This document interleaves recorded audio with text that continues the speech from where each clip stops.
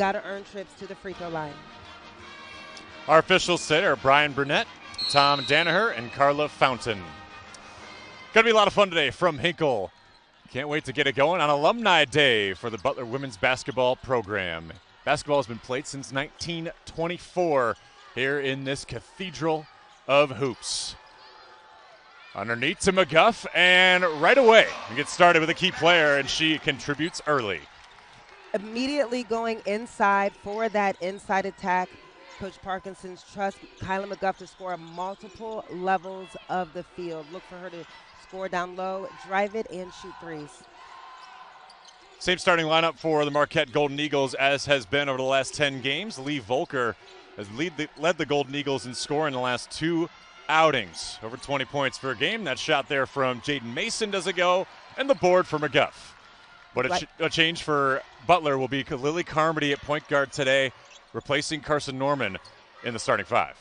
That's right. Lily Carmody will start at the point guard, and Riley McAleskey will be on the perimeter, giving Butler a little bit more size and aggressiveness in scoring. Zeenstra from the arc splashes it home, and Butler's got back-to-back buckets early. Well, on one end, Lily Zeenstra extends her reach, gets a block, and the next end comes down and splashes her first three-point make. There's Hallie Weiss and Lee Volker contributing at all parts of the game. Off on her first 2 looks for the Marquette Golden Eagles. Here's Zeenstra again. And less than 2 minutes into the game, Kilyn McGuff already with 2 rebounds. And Marquette swarming Sydney James inside defensively. Look for Marquette to be active on defense. And that's going to be the biggest difference you see between these 2 teams. Statistically, Marquette ranks at the top of the Big East in defensive categories, while Butler ranks at the top in the Big East, and we'll get into those fine tunes as the show progresses, but in offensive categories. Marquette is the leader in the Big East in defensive shooting percentage for their opponents at 37. And they're really good at holding teams against their will, but Butler started out 2 for 2. So Skylar Forbes picked the pocket of Sydney James on that last possession. There's McAleskey. Down inside to James. Couldn't get the handle on the hot pass. That's not a bad look, and a solid turnover for Butler. You don't want to have turnovers. However, they're executing offensively. Austin Parkinson, in his 3rd season at Butler, really knows how to strategically pick the pocket in pick and rolls. His teams have been excellent in February, just getting better throughout the seasons. In his first year, they went 5-1 in the month of February. Second season, 4-2. It's a team that knows how to win and turn it on going into Big East play. Big East tournament play, rather. And Big East play overall. I think you'll see in time, again, Coach is only in his 3rd season, that the Big East play, not just this season, but next season and the subsequent years, you'll see a higher elevation of turn on. Back and forth we go. Zeenstra finding James down low off the Butler turnover after they gave the ball away. But it's McGuff in the corner. Bangs 3 home. Well, Kilyn McGuff showing why she is the go-to, not only in scoring, rebounding, and getting steals, but providing that leadership and energy, high-fiving everyone on her team. Fireworks early for the Bulldogs. 8-0 to begin over the Golden Eagles.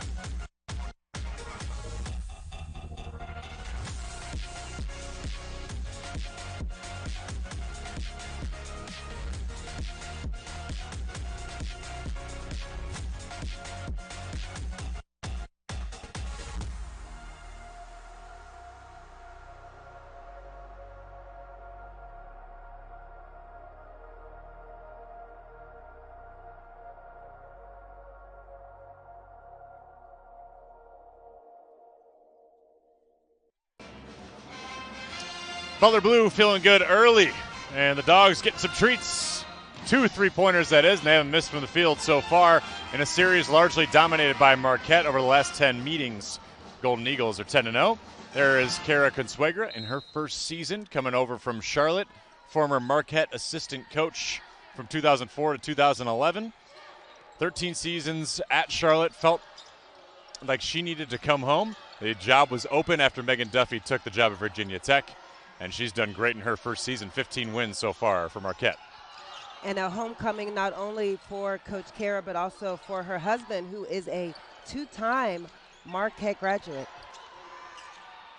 Volker, nice move off the glass. Got to get her going if Marquette wants to get back in this early. That's right, Lee Volker. She is the senior in the starting lineup and one of only 2 seniors on this young Marquette roster. Second year with the Golden Eagles. Played 39 games at Duke, freshman and sophomore year. Sydney Janes, the offensive foul. You'll see a lot of the Butler offense run through Sydney Janes, whether it's at the high post or through the block, looking for inside-out action. So Janes is going to be aggressive in her post-up. Here's Olivia Porter, 23. She takes it, doesn't go. Zeenstra in transition, finds Makaleski, who can't handle the ball at the baseline. Well, a great steal and defensive possession, and Lily Carmody working so hard to get over that screen. Butler pushing the tempo, and again, another turnover. But I think Coach Parkinson is pleased with the pace that Lily Zeenstra and Riley Makaleski are playing with in pushing tempo. They needed a mindset shift after Wednesday's loss to Villanova, where they just didn't feel like they could get something going where they needed to late. Still looking for that maybe specific player to be clutch in late games. Doesn't go from Mason. She claws it back from Zeenstra. It'll be a jump ball in favor of the Golden Eagles. Well, Jaden Mason picking up an extra possession for Marquette. Zeenstra had the ball completely in possession, and Mason just aggressive and quick hands to tie that up. Aggression means possession in this case for Marquette. That should be a locker room logo. It's probably a sticker somewhere. Here's Forbes for 3. No, and Marquette hasn't been able to figure it out early. 5:20 to play. Here's Makaleski up to McGuff, number 11. Inside for Janes, spits it back out. Good ball movement for Butler, and McGuff, a grenade! What is happening with Butler basketball right now? Solid on the shooting. 4 for 4 from the field. Hasn't missed. But you see what Butler's doing. They're taking their time. They're running their offense through the 5. A little inside-out game. Here's Volker trying to take back control for Marquette. Willie Volker again. Clutch, silencing this crowd here in Hinkle Fieldhouse. There's Carmody, the Aussie, out to Makaleski. Can they make it back-to-back threes? In and out. McGuff is always around the basket for a rebound. Couldn't get that one, but draws the foul, AB. Willie Volker has a tough assignment to box out McGuff and keep her off the boards. Again, she is leading the Big East, number 2 in the Big East in rebounding. So Volker's hands are full to box out McGuff early. Had 4 3-pointers against Villanova. She's picked up right where she's left off today, with 2 already from deep.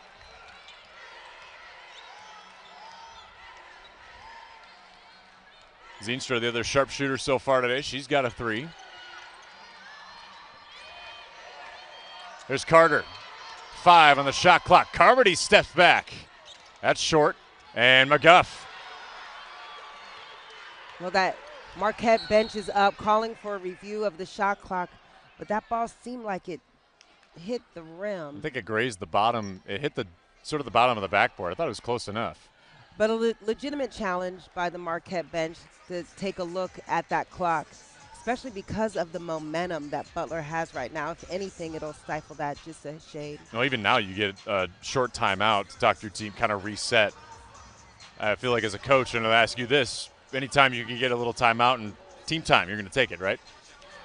When the momentum is in your favor, Yeah. you want to let the players keep going. But in the case of Marquette, a definite opportunity to pump the brakes, so to speak.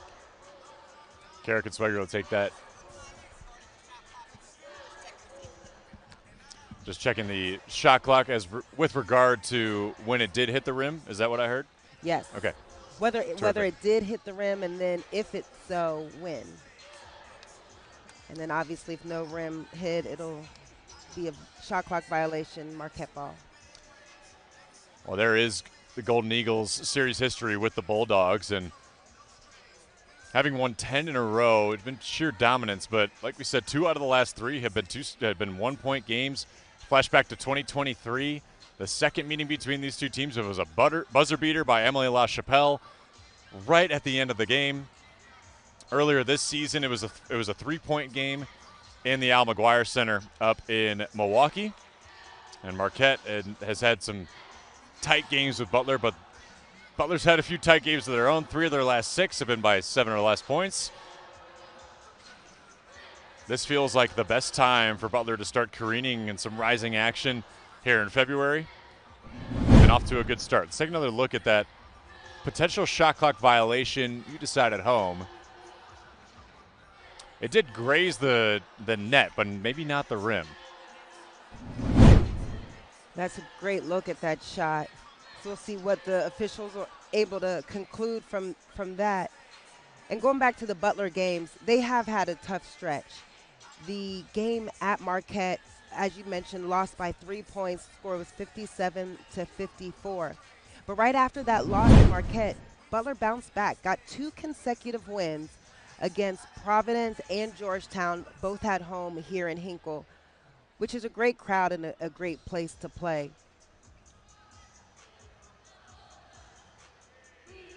I didn't see rim from that angle. Good shot by our camera crew.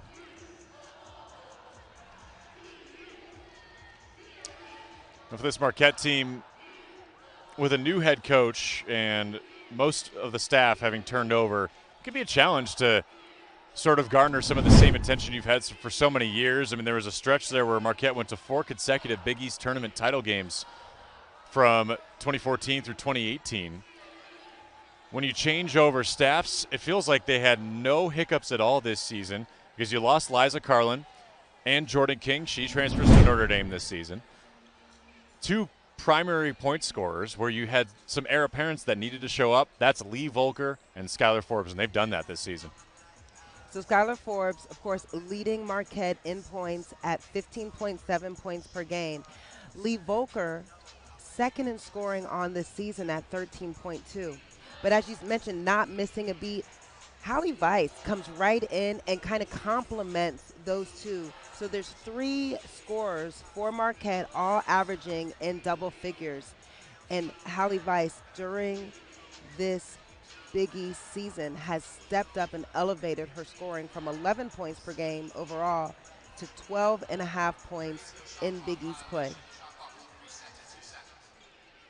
No shot clock violation, and the shot clock will be reset to 2 seconds. So Butler will get their best quick inbound play.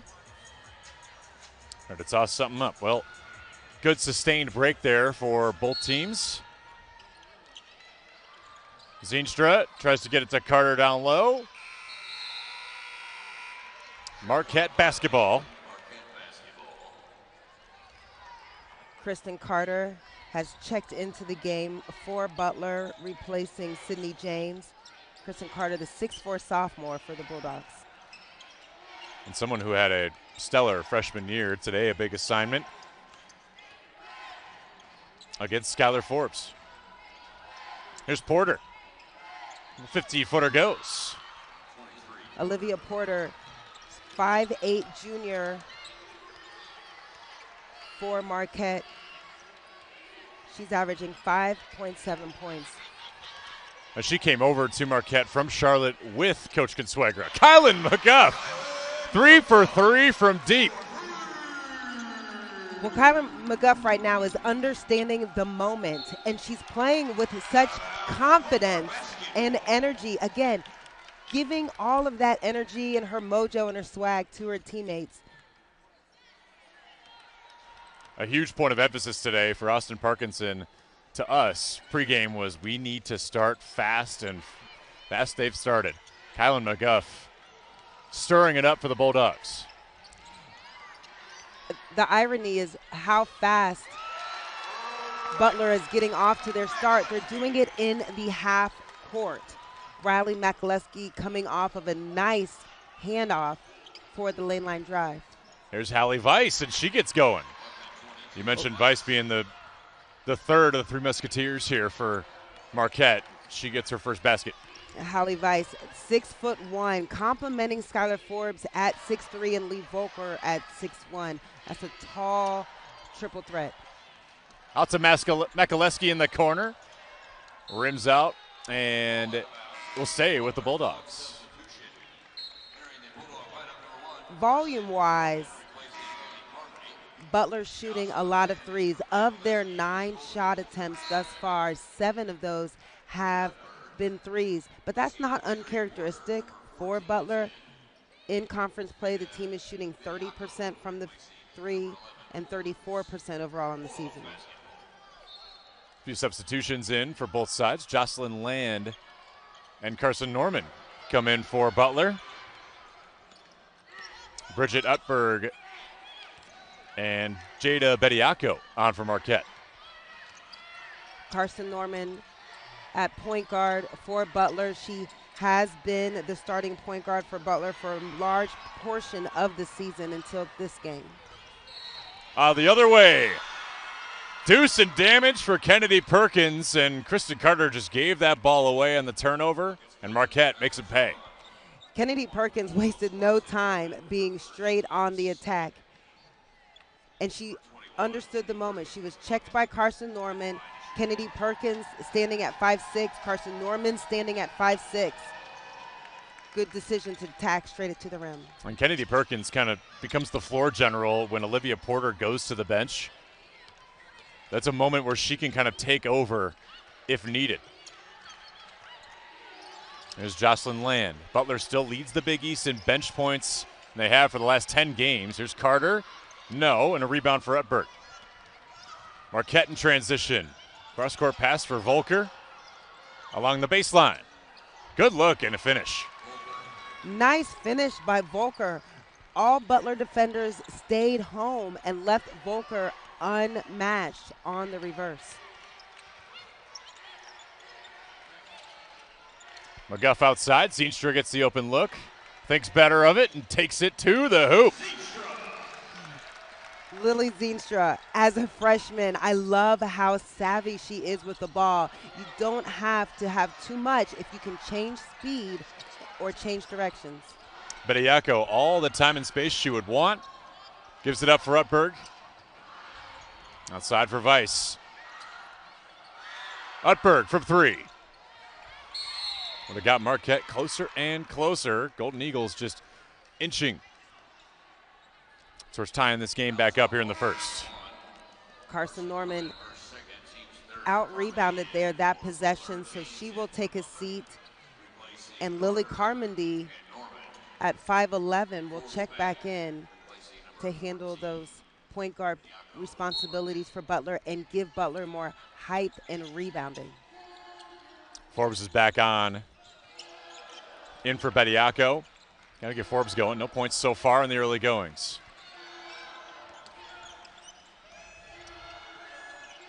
Marquette, one of the best defensive teams in the Big East, but they can fill it up. 67 points a game. Good for second in the league.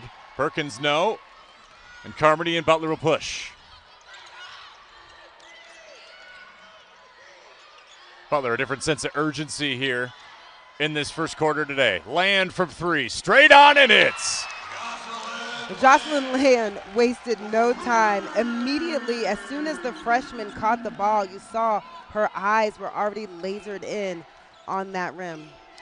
Yeah, Austin Parkinson shared with us that Jocelyn Land might be our best shooter. Just got to get her more time out there as a freshman to continue to grow her confidence. Final seconds of the first quarter. Kennedy Perkins and Marquette down 8. There's Weiss. Scoops underneath. No. Carmody the board. And Butler has stood on business in the early first 10 minutes. So far, so good for the Bulldogs. 17-4 was the deficit in their first quarter against Nova on Wednesday. Had the Wheaties this morning. East Territory at Xavier University. Had the blessed opportunity to coach some Big East. At the time, we were in the Atlantic 10, but some phenomenal Xavier talent there. Amber Harris, Tashia Phillips, and on and on and on. But I mentioned those two as they will have their jerseys retired soon at Xavier. But it all began with coaching with Kilyn's mother, Letitia McGuff, at Notre Dame. And I tell you, Kilyn is physical, but she kind of competes with her mom for physicality. Her mom was a tough player. Okay. And Coach Ariema and Coach Chris from Coach CD from UConn know her mother well. That's be very fun for you to watch and see their daughter ball out like she has, especially in the Butler uniform here locally in Indy now. Coming over from Belmont. Empty possession on that end for the Bulldogs. Marquette will try to claw back in. Down 8 to begin the second. Utberg out to Volker. And quickly, Lee Volker makes her presence felt in the second quarter. This is what Marquette has. They have the ability to score from multiple positions, and Lee Volker's three-point shooting is going to help open up some more driving opportunities for Marquette. Ooh, Jocelyn Land, physicality underneath the basket. Jocelyn Land, she plays with a different level of feisty confidence that Coach Parkinson likes to have on the court. Here's Hallie Weiss from outside. Back-to-back triples for the Golden Eagles. So Marquette finally warming up now from the three-point line, 2 for 5.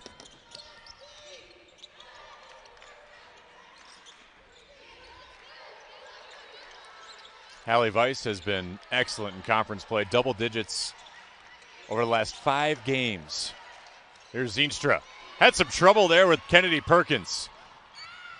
And Perkins has been noted as the fastest player in the Big East, according to Kara Consuegra, and one of the quickest set of hands. And she's made her presence felt. 2 steals already early for Kennedy Perkins. And Perkins, she's aggressive on the ball. She keeps ball handlers uncomfortable by crowding their space. When the ball handler in that situation was Zeenstra for Butler gets back on their heels, that's when Perkins can really crowd, be aggressive, and force the turnovers.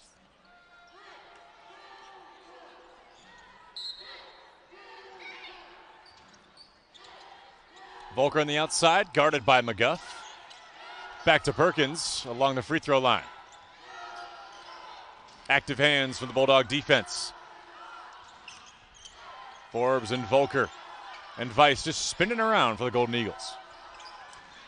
Marquette taking their time, trying to work the ball around the perimeter to capitalize on those pick and rolls that they were going for early in the first quarter. Have we seen Skylar Forbes in the post yet? I don't think so. And Makaleski tries to respond on that end. Carmody the foul on the rebound. But clearly Skylar Forbes taking that last 3. That's not usually her area of comfort. Well, Skylar Forbes on the season, she's almost 30% from the 3. She's made 14 threes during conference, during Big East play. Her main attack, though, as you mentioned, is going to be inside. But it's that inside-out game that makes her so special. Height is not at a deficit when it comes to Forbes and Hallie Weiss being down low. Volker, sweet move underneath, and Forbes gets the board, foul on the floor. So Marquette was finally able to force the switch and get a mismatch. They weren't able to get the ball inside to capitalize on that, but with Ari Wiggins having box-out duty on Skylar Forbes, Marquette's able to pick up an extra possession. Here's Weiss. It's Makaleski. Sweet little pass underneath. Janes gets the board. Forbes couldn't finish. That's a nice look, though, on the reverse layup. You like the fundamentals of this Marquette squad. Wiggins checks in for Butler. Ari, originally the Michigan transfer. There's Carmody, the Aussie. Down low to Janes. And the fadeaway hook doesn't go for Sydney Janes. So Butler has been quiet from the field after starting red hot. Forbes, no, but gets the foul. You called it, Joey. Marquette back inside, getting the ball into Forbes on that low block. But Sydney Janes defensively has done a good job of pushing her out of position. Skylar Forbes, a sophomore from Ontario. In the first meeting against Butler, had her best point performance at 24 back on January 6th. Knocks down both free throws, and all of a sudden Marquette's back within 2, 23-21 here in the second. To Makaleski.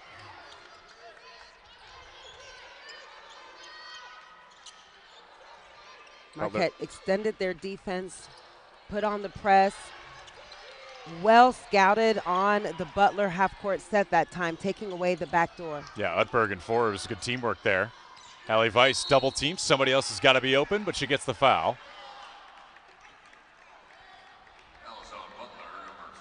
And so interesting, Kara Consuegra talked about only having 6 kids on the roster when she first got the job and having to get into the portal a little bit, understanding that this team needed to be able to be built out. There are no freshmen or redshirt freshmen on this team. A lot of veterans coming in to play for the Golden Eagles this season. They've already had experience. Probably a big reason why they've been able to seamlessly transition this season. And a wise decision by Coach Consuegra to attract those upperclassmen, as you say, with multiple years of eligibility to build some stability while also bringing in immediate experience. And we are tied up on an 8-0 run for Marquette to open the second quarter. So much of college basketball is evolved. So in addition to the layer of X's and O's, in addition to the layer of mentorship and leading, in addition to the recruiting, there's now the GM component and roster building and a perpetual free agency. If you were put in that position to be a GM, especially for a college program, how different, or maybe it does translate to what you dealt with as the GM of the Sky back in the day? Well, in college, it's a little different because of the layers of administration decisions that go in with college athletics. The number one thing any college GM needs is an assistant GM. McGuff back on the floor for the Bulldogs. 11 today already. Inside for Carter. Forbes, hands straight in the air, no call. Golden Eagles tied it up on the last trip to the free throw line. Here's Jaden Mason out to Volker for 3. That's well short. I think maybe there was a hand there by McGuff. Wiggins in transition. Marquette again taking his time, in no rush, the half-court execution. Makaleski was trying to find McGuff. McGuff was not ready for that pass, and another quick turnover. A timeout. Under 5 here in the second quarter. Here from Hinkle, tied up.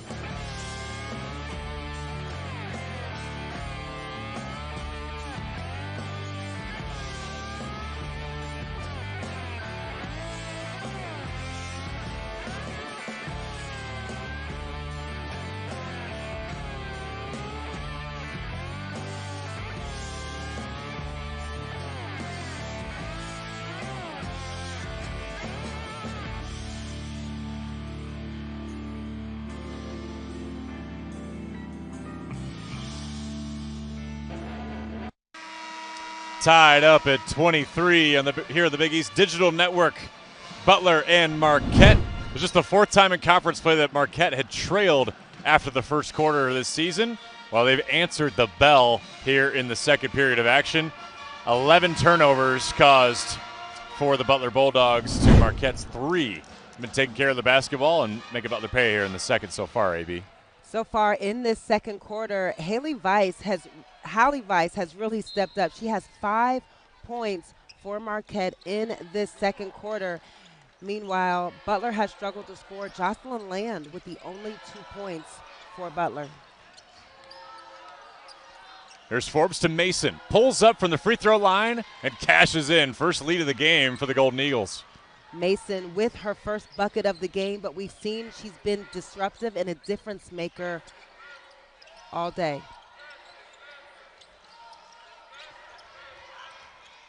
There's Carter looking for an outlet. There's Makaleski, fouled by Forbes along the baseline.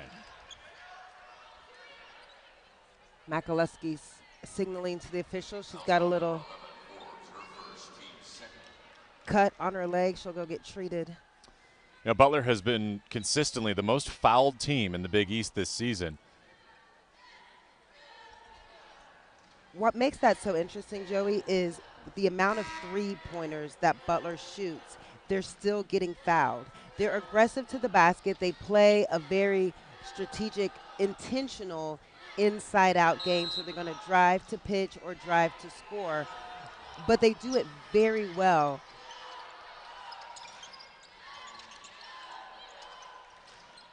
See if they can make hay on this possession. Here's Wiggins. Outside, Zeenstra looking for her second 3. Off the back iron and rebounded by Mason. And junior from Kansas City, Missouri, Jaden Mason. A spark plug for this team.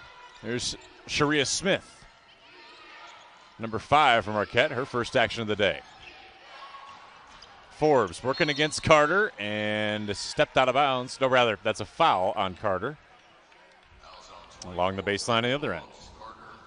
When you look at the skill set of a Skylar Forbes, at 6'3", and then only a sophomore, able to score from all 3 levels on the court. We talked a little bit about her three-point shooting 34%, but leading Marquette in three-point makes. Second to Forbes in three-point makes for Marquette is only Volker. She's got that type of a skill set that can take over, but it also draws so much attention from defenders that Coach Consuegra has the opportunity to really play with the other pieces on the court. Opens up other areas when one focal point gets pretty large. That's a great point. That's what has made Marquette so good. They're so multiple. That's right. Multiple dimensions, multiple looks at what they can do and how they can attack. And here's McGuff out to Wiggins. Knocks down the 3. Jocelyn Land sprinted back on defense because she saw Ari Wiggins launch and immediately knew that was going to be a true 3. Well, Jocelyn Land knows what time it is. Ari Wiggins shoots 48% from the 3 for Butler. And she doesn't shoot it very often. So when she does, she's become a sharpshooter this year, which was not a part of her game a season ago. Coach Parkinson is continuing to make adjustments, learn the team, learn the style. And then for this game defensively, what adjustments is he going to make to start to contain Skylar Forbes? The free throw game, again, against St. John's, this is where Marquette won that game, was at the line.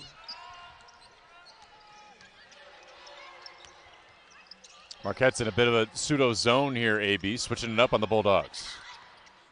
McGuff out to Zeenstra. An open look, she gets blocked by Weiss.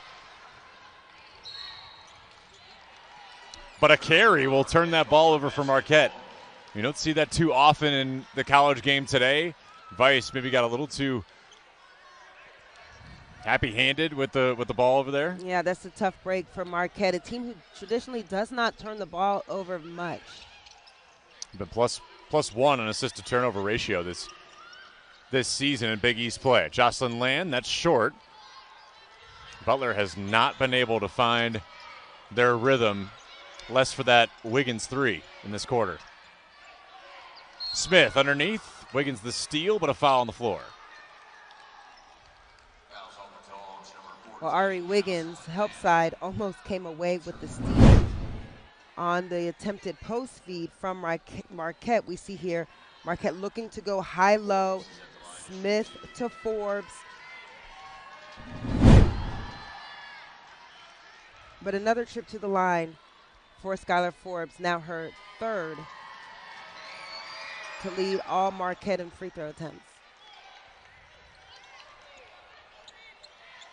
Perfect from the line is Forbes. Take the points wherever she can get them. Here's McGuff, scoreless since the opening first quarter of 11.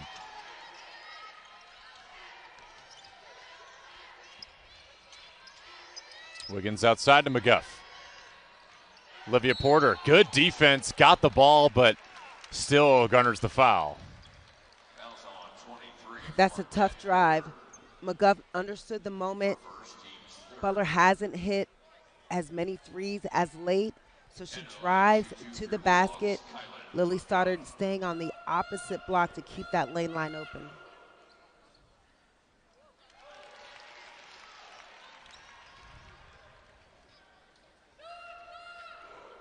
We talk about free throw attempts, Joey. Kilyn McGuff leads Butler in free throw attempts with 90 and shooting an impressive 77% from the three. And just contrast that with Marquette, who's known to be a dominant free throw team. Their leading free throw attempts is held by Forbes. She has 97. So McGuff and Forbes statistically right there neck and neck. Forbes, good. Move to the basket. Maybe a little bit uncontrolled at the end. Butler will welcome that any day. Here's Land. Outside of McGuff, under 2 to play in the second quarter. Lily Stoddard on the court for the Bulldogs, her first action of the day. Jocelyn Land off the screen, finds Zeenstra in the corner. Splashes it home, and the Bulldogs tie it back up. Beautiful play by Butler. All the action on the right side of the court drew Zeenstra's defensive help deep into the paint, leaving her open for the corner three. Lee Volker back in the court for Marquette. Here's Weiss underneath. She remains perfect from the floor. Nice counterattack by Butler, getting the ball right inside, hoping to earn another trip to the line. Hallie Weiss with 9 points. Zeenstra. She thought about another one. Jocelyn Land off the shot fake. The two-man game of the quarter here for Butler. Zeenstra, the floater, doesn't go. And the rebound from Mason. Well, Mason and Marquette have an opportunity for some clock management this possession, but Weiss on the post-up was not aware of where the ball was. And the turnover from Jaden Mason on the attempted post feed. Now Wiggins got a brief hand on there as well. There's Stoddard to McGuff. 13 in this game already for McGuff. 15 points per game over the last 5 games. She's been stellar in Big East play and leads the Big East in double-doubles as well. She's been cleaning up the boards this season. 25 on the game clock, 20 on the shot clock here for the Bulldogs.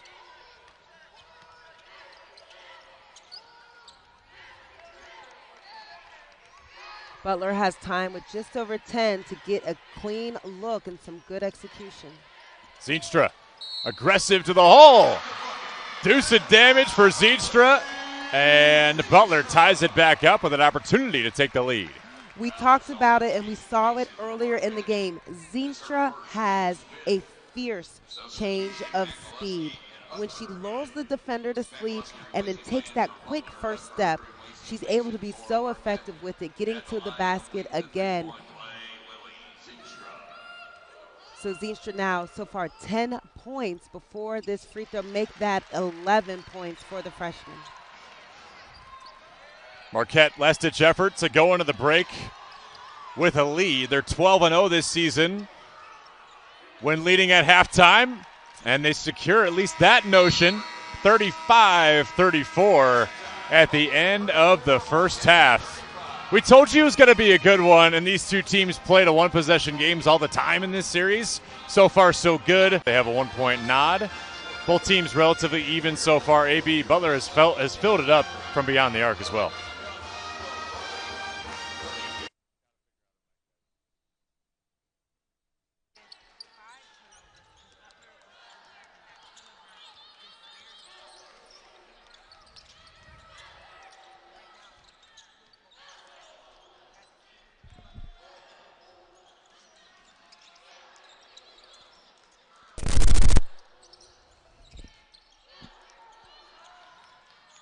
Here's Jaden Mason. Working outside for Porter for three. An open look. Cashes home for the Golden Eagles to begin the second half.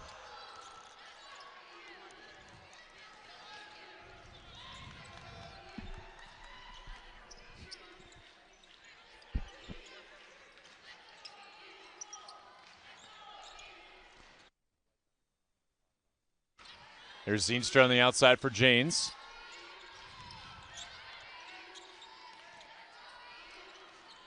Makaleski, the drive to the cup, no. And a rebound for Porter. And a turnover for Marquette. Makaleski gets it back up to Carmody. And Butler will try to push in transition here for McGuff. McGuff had 13 points in that first half. A player that needed to get going for the Bulldogs. Here's Zeenstra back to Carmody.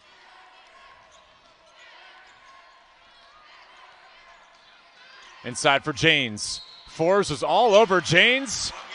Count the deuce, and Janes will try to make a three.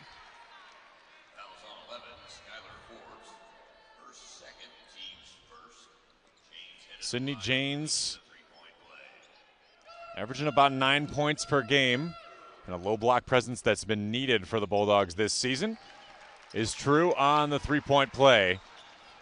And a 1-point lead here for Marquette.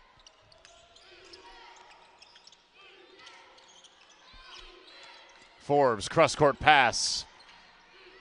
And Volker can't knock it down off the cup, and a foul on the floor. Butler, number 2, Riley Makaleski, and her first, team's first.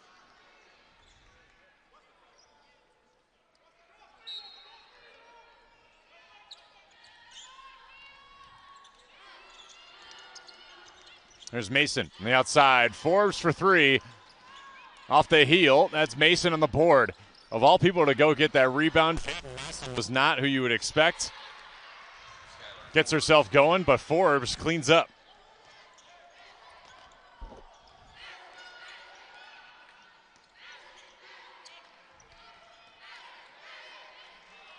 On the outside, Janes for three. No.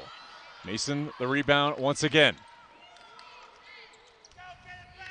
Jaden Mason, 6 rebounds, standing at a tall 5'6". Porter on the outside, up down to Volker, and Hallie Weiss gets that one to go. Makaleski's second foul on the day.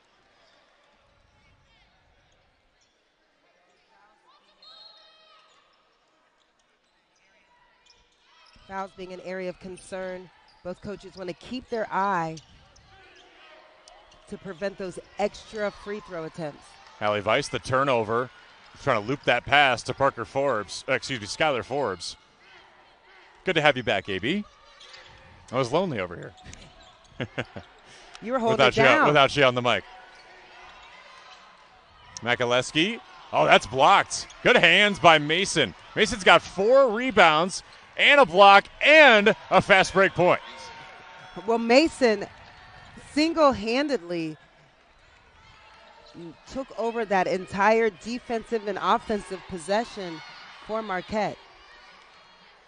All in the third quarter, Jaden Mason has stood up. Janes gets the foul from Forbes, and that is her third. You know, we've talked about the double-digit scores or 3 double-digit scores for Marquette, but Jada Mason is right in the mix. In Big East play, she's averaging just 0.2 points under 10 per game at 9.8 to join Skylar Forbes in that scoring category. And Forbes taking a seat there for a second for Marquette.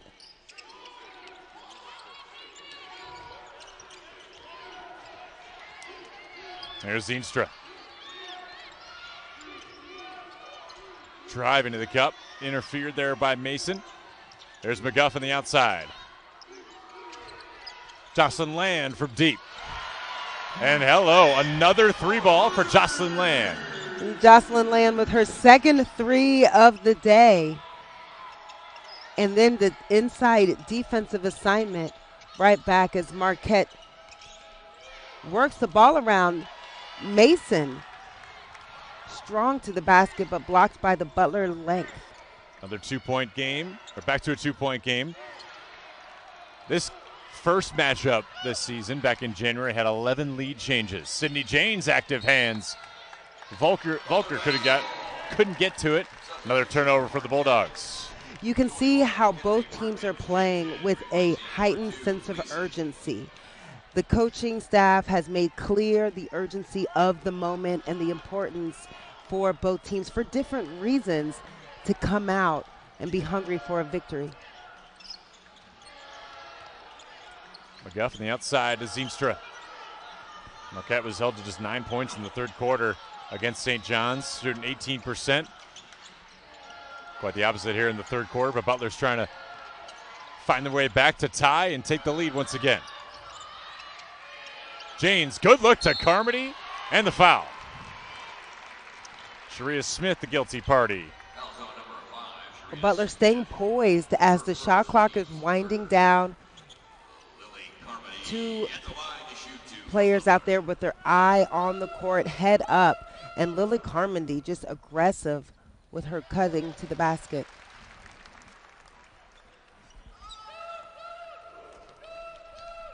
Carmody, the freshman, the Aussie from Melbourne, knocks down both her free throws. Kura had 12 points against DePaul earlier this year. She's been contributing, and she's got point guard duties today. Her first start at PG this season. Here's Porter, the pull-up. That doesn't go. Weiss scrapping for the board.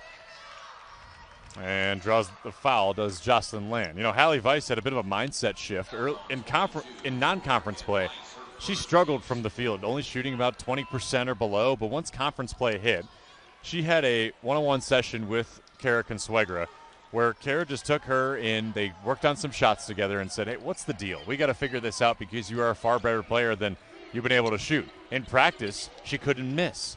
And they came to an agreement that Hallie Weiss just, because she's so numbers-based, she wants every shot to go in, and she was tracking her stats in her head. She's had a stark shift in conference play ever since they've had that conversation. She's been in double digits for over 7 of the games in conference play. That's right. Before conference Big East play started, Hallie Weiss was shooting 25% from the 3. But then Big East action goes, they click that switch, and Weiss is now shooting 35%, so an increase of 10% on that 3-point shooting clip. McGuff takes the walk. 4:21 to go. We are tied up again at 42 here in the third quarter. Be back with you after the break.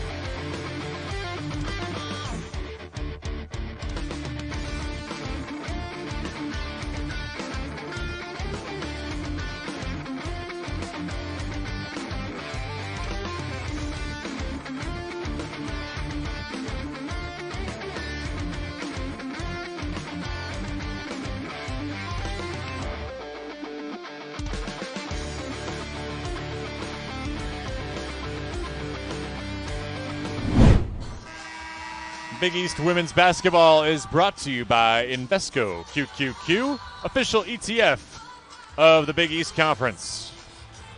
All tied up at 42. These teams are neck and neck every time they meet. In the first meeting in January, that game was on Fox, and that was a perfect game to be on Fox because both sides were duking it out.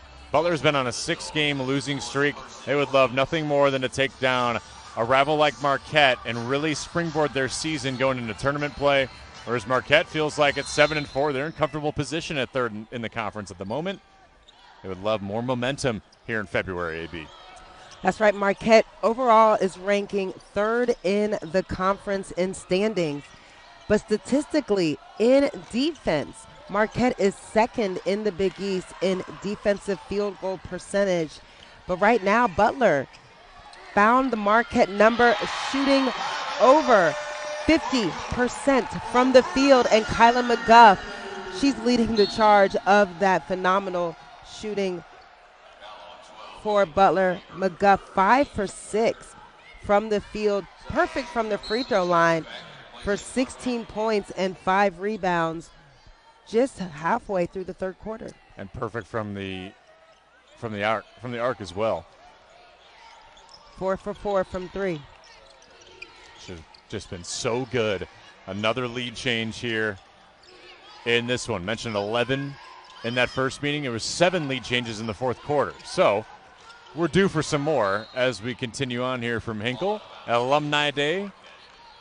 We'd mentioned the endowment, $12 million gift from Rebecca Grant-Paul, a Butler alum, with the initiative to boost women's sports here both at Butler and in Indianapolis. Big day here on campus at Hinkle. There's Kennedy Perkins sweeping underneath, trying to look for Weiss. Strong take, and Weiss cuts it to 1. Well, Hallie Weiss, strong to the basket.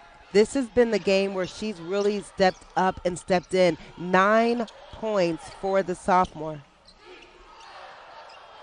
Carson Norman and Kristen Carter, numbers 1 and 24, back out there for the Bulldogs. Zeenstra feeds Carter.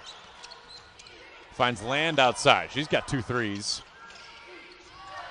And Land just throws that ball away. Kennedy Perkins saw it the whole time.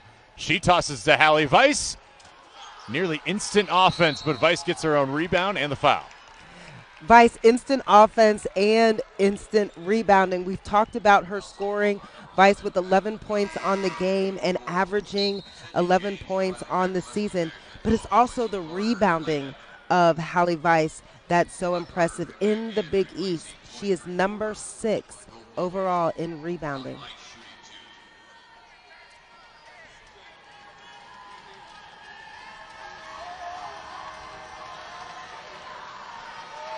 Talked about Hallie Weiss being a numbers girl. She is an exercise physiology major, not entirely numbers driven, but when you get athletes, I'm sure you've coached some in the past where all they can think about is the score sheet and filling it up if they're a player of her caliber.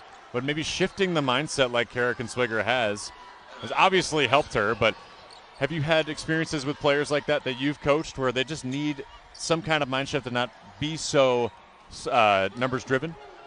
Well, the numbers game is one of those things that, especially in the pros, you look at players like Courtney Vandersloot, who plays a lot on just her skill and their feel for the game, and contrast that with the Christy Tolliver, for example, who's a very numbers type of a player who plays with the feel but also studies those numbers. And then those are the types of players who you often see become good quality coaches when their careers take shifts and turns.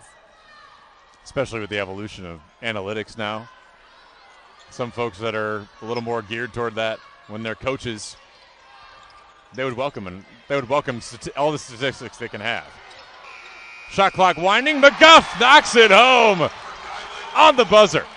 Well, I don't know what the statistic is for that shot, but Kilyn McGuff just magically somehow used all of the mojo and moxie from the Chiefs to get that one in the basket.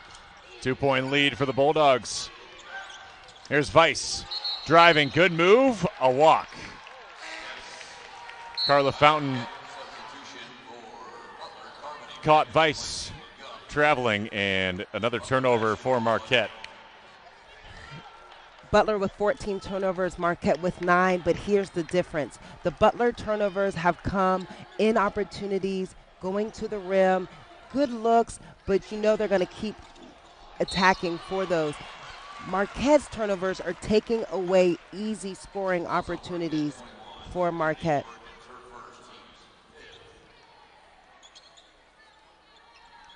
You know, in all 15 wins this season for Marquette, they've out-rebounded their opponent by an average of 10 per game. Butler is actually leading in rebounds right now by 3, and 20-17 total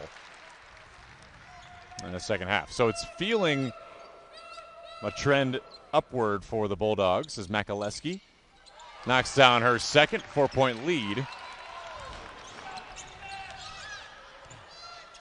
There's Perkins. Been the drink stirrer most of the time for Marquette when they've needed some offense, and she's not the one to score it. She's the one to get it to somebody who can.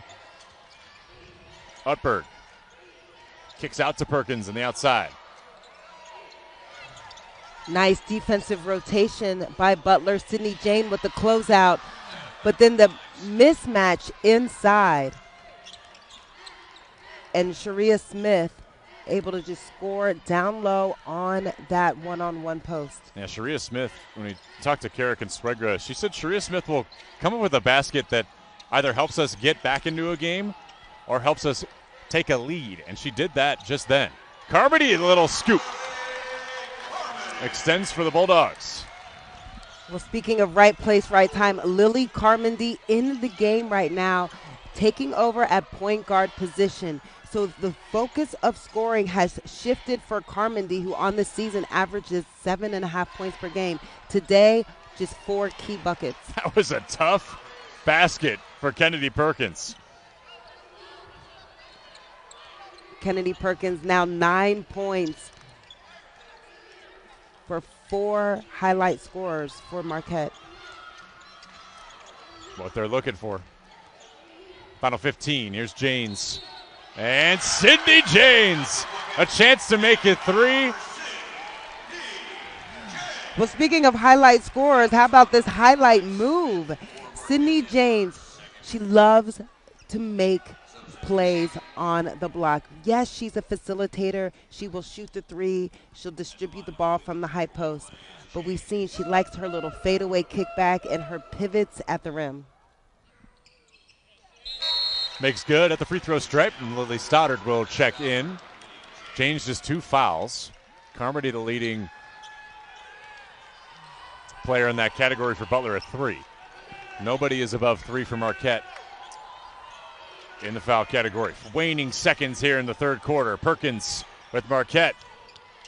Down by 5. Can't get it to go. Utberg past the buzzer. Marquette was leading going into the break. Butler outpacing the Golden Eagles. They lead by 5. Dogs. They lead Marquette. The last bucket by Kilyn McGuff is taken off the board for a shot clock violation, so it is 52-49. A 3-point lead to start the fourth quarter, and the last time these two teams met at 8 lead changes and 7 ties in the fourth quarter. And a 3-point victory for Marquette. 8 lead changes and 7 ties in the fourth quarter. And all in 10 minutes. I think we can see some fireworks late here today.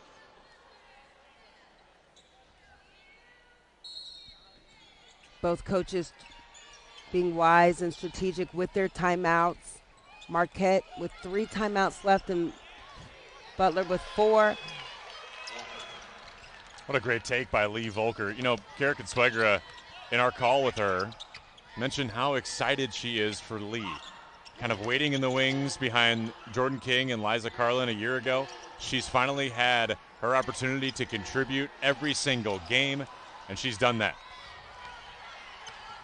She is the focal point of this Marquette offense, who's been so good this season, AB. She gets another take here. Can't get that one to go, though. That's a nice look for Volker. 11 points on the game, 5 of 13 for shooting. Only one made three, so attacking the basket, putting some pressure on this Butler defense to defend without fouling. Here's McGuff.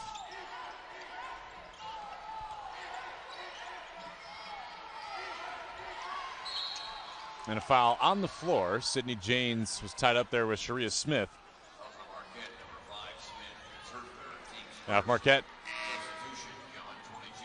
wants to change the narrative in this fourth quarter, they're going to have to rely on a lot of the efforts they've had this season for an offense that's been really stellar this year in Big East play. Yeah, Marquette's going to need to rely on their defense, getting stops late, but also doing so to keep Skylar Forbes protected. Forbes again with 3 fouls. McGuff again, 5 for 5 from deep. A clinic today, but Marquette answers in transition with Forbes on the layup. Well, if Marquette and Forbes want to challenge Butler and McGuff, 2s for 3s, McGuff's 3s are going to beat Forbes' 2s. And the other thing about McGuff's 3s, when teams are hitting three-point shots, it adds to that energy and momentum. We mentioned some of the woes that Butler has gone through. Butler hungry for a win, wanting to really assert itself and break this losing streak. McGuff ties her last game effort with 19. And then against Villanova on Wednesday. Again here today. Here's Carmody, the 2-point lead for the Bulldogs.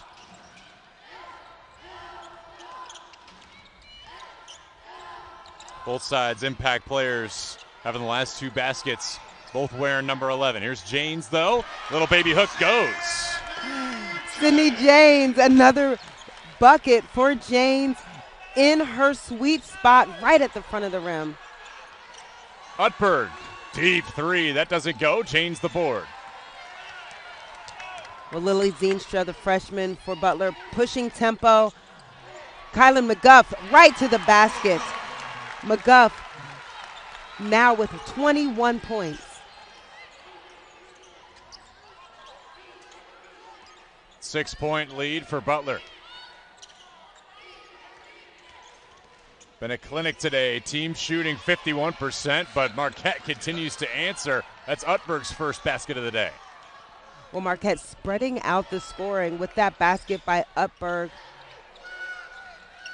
8 out of the 9 players entered the game for Marquette have scored.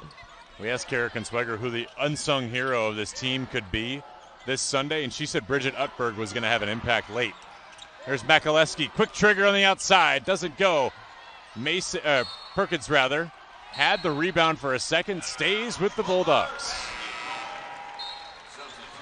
Nice offensive rebounding effort by Butler.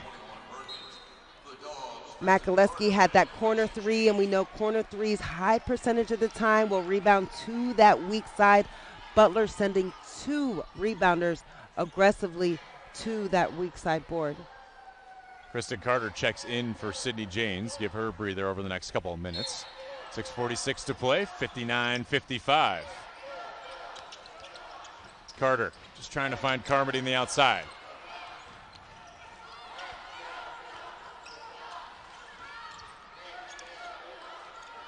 To Carter. Carmody gets the open look. Weiss nabs the board. Fulker to Porter. Marquette sharing is caring. Cross-court pass to Utberg. And can't get it to Forbes as she's falling down. Great defensive possession by Butler. Marquette trying to be intentional about post feeding to Forbes, and Forbes calling for the ball. She only has 12 points in the game. She averages just about 16.5 for conference play. But Marquette was swarmed with Butler defenders in the passing lanes.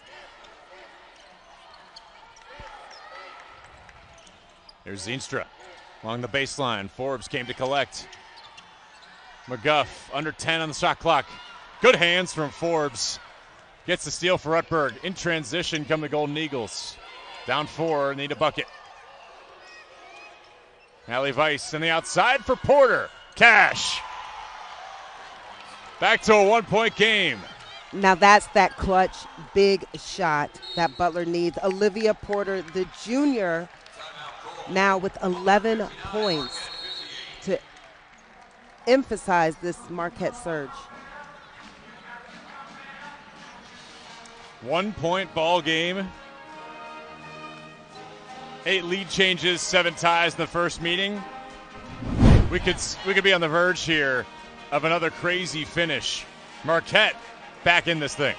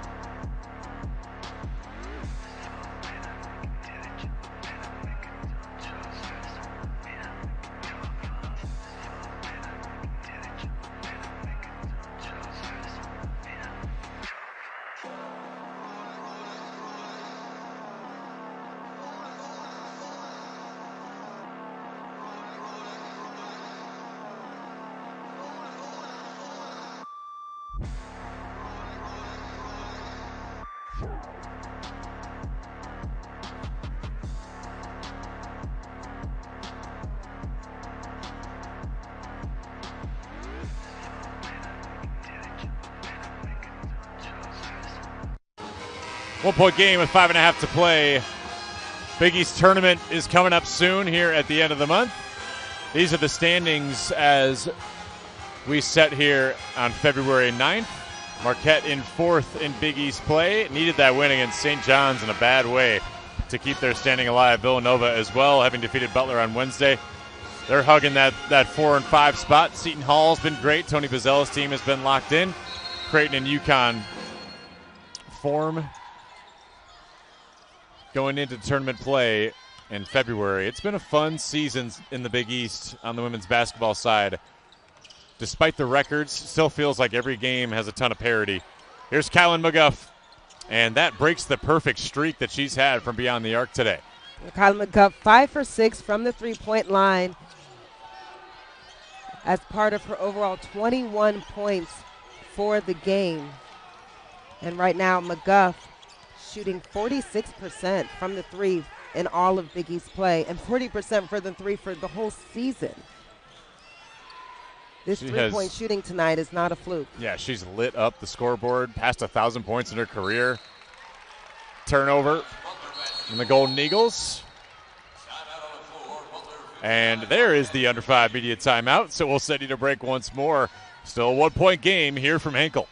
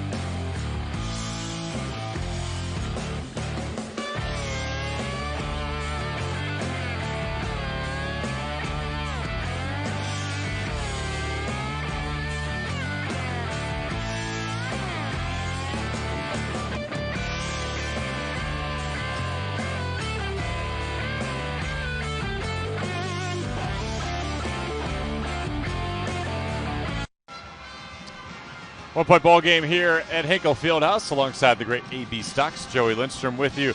Take a look at upcoming schedules for both teams. Starting with Marquette, just 5 games left for all teams in the Big East. They head to third place Seton Hall on Wednesday. They get a road stretch next Sunday and the following Wednesday with DePaul and Providence. Finish it out with Georgetown and Xavier. So all winnable games for the Golden Eagles. On the Butler side, they need wins in the worst way. Today would be a huge propeller for a season that has had its ups and downs for the Bulldogs, but they get Georgetown, who they've already defeated. They get St. John's for the one and only meeting this year with the Johnnies, and they get Xavier at home as well before finishing out with UConn and Villanova. Tough stretch in the last 2, but winnable games over that next 3. Especially with the way both teams are adjusting, and Butler has adjusted their lineup, adjusted a little bit of their style of play, not only at this midway point in Big East play, but even going from non-conference to conference. Coach Parkinson always able to pull different levers to find the right mix. His teams perform really well in February. So that's 4 fouls on Skylar Forbes after that interaction there with Sydney Janes. So she goes to the bench. Sharia Smith's in for Marquette. There's McGuff out to Makaleski.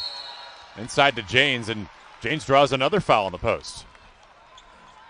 Here's what Sydney Janes does so well. On her post-ups, first of all, she uses her feet to get good position deep in the paint. Secondly, she keeps both hands up in what Coach McGuff would often call the H-up, almost having your arms up like goalposts. When defenders reach over and try to pull Jane's arm down to deflect a pass, that's where she's able to pick up fouls. Here she is again in the post.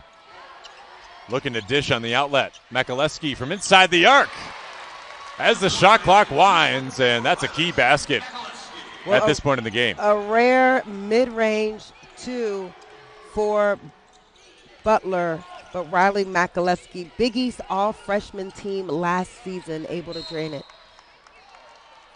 That foul's on the floor for McGuff, and that is her second. Carmody has 3, Janes with 3 as well. Only player in foul trouble on the floor would have been Skylar Forbes. And she'll get some minutes here late, I'm sure. Perkins, and defended by Makaleski. Eyeing up her matchup over to Smith. And Smith takes a mid-range of her own and knocks it down. Well, Sharia Smith, she came up with a big bucket earlier to boost Marquette, and now 4 points for Smith, but crucial time, and 2 for 2 from the field. Offensive foul on Zeenstra. Could spell trouble for the Bulldogs, with Marquette an opportunity to take the lead once again. We talk about the half-court execution by Butler. Zeenstra attempting to set a back screen for McGuff, and then called for the illegal screen.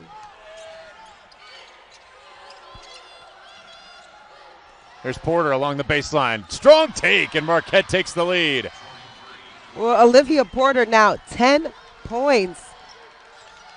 The 4th Marquette Golden Eagle in double figures. Former walk-on at Michigan State turned Charlotte 49er, and now Golden Eagle. Following Coach Consuegra here. Good defense by Smith. And Marquette's going to settle in slow pace. There's Perkins. Inside to Smith, and a foul on Janes. I've loved watching both teams defend the post all game. It's been physical, and they've tried to get high side as much as possible. Janes there in her attempt to work her way around Smith to deflect that pass, just pushed off with her weak hand. There's Forbes. Back on with 4 fouls, but Janes also has 4. There's the matchup. Both players got to be careful. Good enough defense from Janes, though, with the hand straight up. Both players with 4 fouls with Forbes and James. Look for both coaches to go inside offensively. Tight one here, 1 point game has been for the last 4 minutes. Here's Zeenstra underneath. All ball for Kennedy Perkins.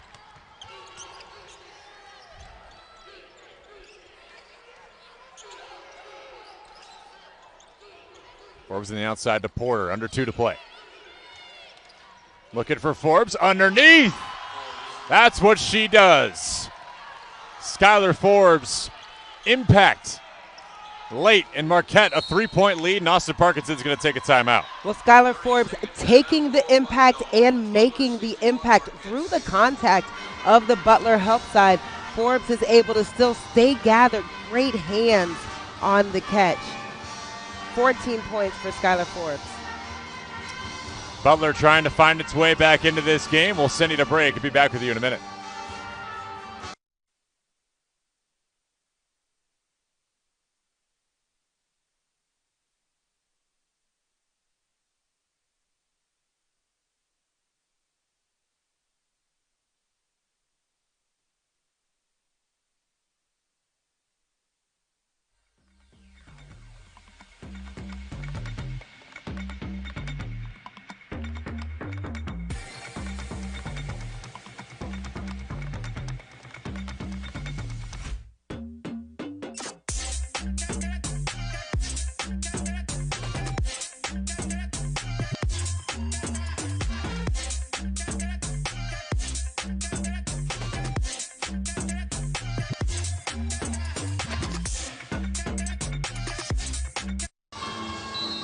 Two and a half minutes gone without a Butler basket. And AB, Austin Parkinson, has been trying to figure out who the person is to go to late. You think Kilyn McGuff is that answer? Well, Butler's trying to be intentional about getting McGuff some looks, but Volker from Marquette is all over her, and no need to look any further. Lily Zeenstra, the freshman, her third three-pointer for Butler. Forbes on the ground trying to scrap for that ball. It's a jump ball. Well, Coach Consuegra out on the court attempting to call a timeout, but the officials did not give her the opportunity to, stating that Marquette didn't actually have clear possession and an opportunity to blow the whistle for a timeout. Right. Well, Zeenstra hitting the clutch three to tie it up with a minute to go. Driving to the hoop. Zeenstra can't get it to fall. That is a foul on Perkins, and her second. Marquette on the floor right now has 4 different players in double digits scoring, and only one of them has 4 fouls. That's Forbes. Defense, defense, defense, and fundamental defense. Don't take unnecessary risks. Stay in position and don't commit silly fouls. But that said, you've got to play confident defensively. And Lily Zeenstra, another change of direction, change of speed to get Kennedy Perkins off balance and draw that foul. Zeenstra with 15 points. 5 for 10, 50% from the field. Yeah, she's had a heck of a day.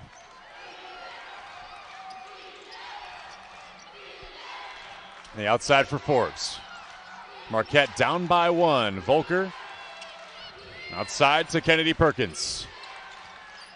Cross court to Porter. And a foul on Carmody. And that is her 4th. Tough call for Butler. Carmody was helping out inside, trying to, again, clog the passing lane to deter a Marquette pass into Skylar Forbes. Marquette Wise moved the ball around, swung it to Carmody's defender, just too much on the closeout, not able to keep up with Olivia Porter. And Olivia Porter, with Marquette now in the bonus, knocks home the first to tie it up. Here's this one to take the lead. Janes the board. And a timeout for Austin Parkinson. I thought that whistle blew on a James foul. And luckily for number 32 and Butler, it did not. So, 37 seconds to play AB Stocks. You have 30 seconds on your shot clock here. What is the huddle like there for Austin Parkinson and the rest of the crew? Look for Coach Parkinson to, first and foremost, do the unpredictable. He's a smart X's and O's coach. He knows how to pull something that has not quite been ran yet so that it's not scoutable by Marquette. But don't be surprised if the ball goes inside to Sydney James. She's been a distributor. She can take the ball, score it herself, or move on the perimeter, find an open teammate for an inside-out action. She has been so good at that throughout the season. Just one assist today, but on the season, she averages about 3 per game. That's not often typical for a center, especially of Sydney James, who likes to shoot it a little bit too. So here we go. Let's see how Butler handles their possession here. Winding ahead, but they need a bucket. And tied up at 65. No other way you'd like it here at Big East women's basketball. James in trouble with Hallie Weiss. A timeout for Austin Parkinson. And that is Butler's final timeout of this game. Marquette still has 3. 24 to go with 17 on the shot clock. A must-call situation for Butler to use that timeout. All defenders were denied. Sydney James was on her heels looking for an open teammate. Bulldogs are 0-4 in games this season decided by 5 points or less. These are the kind of crunch time moments that Butler has not really been able to figure out late. What they need is a basket in the worst way here. Butler can get this basket a few ways. We've already talked about Sydney James and what she's able to do on the block. In the game tonight, Sydney James has 8 points, 3 for 6 from the field. All of those are post moves at the rim. The other thing Butler has going to its advantage is free throws. Butler's 10 for 11 from the free throw line. Hasn't shot as many free throws on the game as Marquette, but is getting good whistles right now. But the biggest thing in Butler's favor is its three-point shooting behind Kilyn McGuff. 5 for 6 for 3 for McGuff, and Butler overall as a team shooting 48% behind the arc. What's the best way to get some access for McGuff and an open shot here in this play? I think you got to go with a two-man action with Sydney James and then give McGuff space. Space to work, space to create. I'll start it with Zeenstra up top. 2 screens for Makaleski and Zeenstra. Down to Janes inside. Shot clock winding. Janes the move! And the finish! Butler leads with 11 to play. Coach Parkinson, keep it simple and score. Post feed inside, spread the court, no help defenders because Butler shooting 48% from the 3. Marquette doesn't want to help. And Skylar Forbes was drawn away from the basket because she has 4 fouls. Gives Sydney James a clear look to do her thing. And Hallie Weiss did a great job defensively there. It was a good shot by Sydney James to really put that one away. Well, Sydney James is a senior. She's experienced. Hallie Weiss is a sophomore. Sydney James in double figures with 10 points and double figures in experience. She's been here. She's been in this moment. And we've talked about how hungry Butler is for a win. Both teams shooting 49% in this game. It has been neck and neck. 2 years ago, it came down to a buzzer beater for Marquette. But if Butler is able to secure the victory, it'll be the first win against Marquette in 10 meetings. The series largely owned by the Golden Eagles.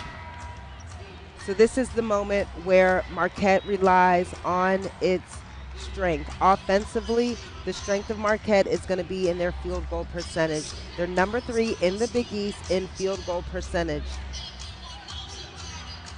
The ball, you would anticipate, will go in the hands of a two-man action with Forbes involved. Well, here we go. Final seconds. Here's Porter. Outside the arc, trying to find her outlet. She goes down to Forbes. Forbes, it doesn't go. Stoddard the board, with .3 to play. The foul and the bonus, and the Bulldogs with .3 to play may claim victory over the Golden Eagles for the first time in 10 straight meetings. Will Lily Stoddard in the game, only averaging 6 minutes per game on the season. Coach Parkinson subs her in to do one job, and that is to get a single stop, use her length, extend her arms, and just create a wall to deter the shot of Forbes. Well done by Lily Stoddard. 2 out of the last 3 games have been one possession endings. A timeout for Kara Consuegra. Carla Fountain says no. Didn't get it in time. The Bulldogs win by 2. Skin of the teeth for Butler. They get their third Big East victory.